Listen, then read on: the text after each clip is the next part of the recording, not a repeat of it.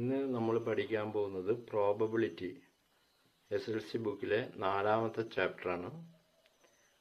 ഇത് ചാൻസസ് അല്ലെങ്കിൽ ഓപ്പർച്യൂണിറ്റി അല്ലെങ്കിൽ സാധ്യതകൾ നമുക്ക് പറയാം.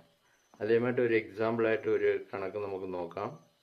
A box contain 6 black and 4 white balls. If a ball is picked from it, what is the probability that it is black and the probability that it is white? ഇവിടെ ഒരു ബോക്സിൻ്റെ അകത്ത് 2 കളറുള്ള പന്തുകൾ, ഒന്ന് ബ്ലാക്കിൽ 6 ബാൾസ് ഉണ്ട്, വൈറ്റിൽ 4 ബാൾസ് ഉണ്ട്. Total number of balls is equal to 10 balls. Okay, ഇതിൽ നിന്ന് ഒരു പന്ത് എടുക്കുകയാണ്. If a ball is picked from it, what is the probability that it is black? Black ആയിരിക്കാനുള്ള പ്രോബിലിറ്റി എത്രയാണ്? 6 ചാൻസസ്. വൈറ്റ് ആയിട്ടിരിക്കാനുള്ള പ്രോബിലിറ്റി എത്ര? 4 ചാൻസസ്. അപ്പോൾ ടോട്ടൽ പ്രോബിലിറ്റി ഈസ് 10 ആൻഡ് അതിൽ ബ്ലാക്ക് എടുക്കാനുള്ള ചാൻസ് എന്ന് പറയുന്നത് 6/10.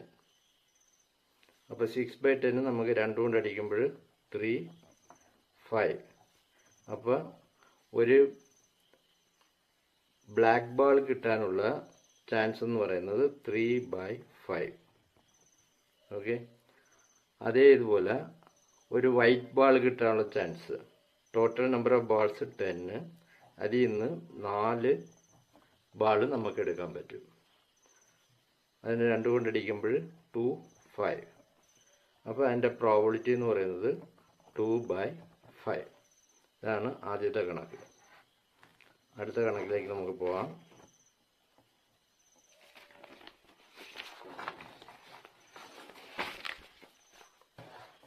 ഇവിടെ ഒരു ബാഗിൻ്റെ bag contains 3 red balls and 7 green balls. Another contains 8 red and 7 green balls. ഒരു ബാഗിൻ്റെ അകത്ത്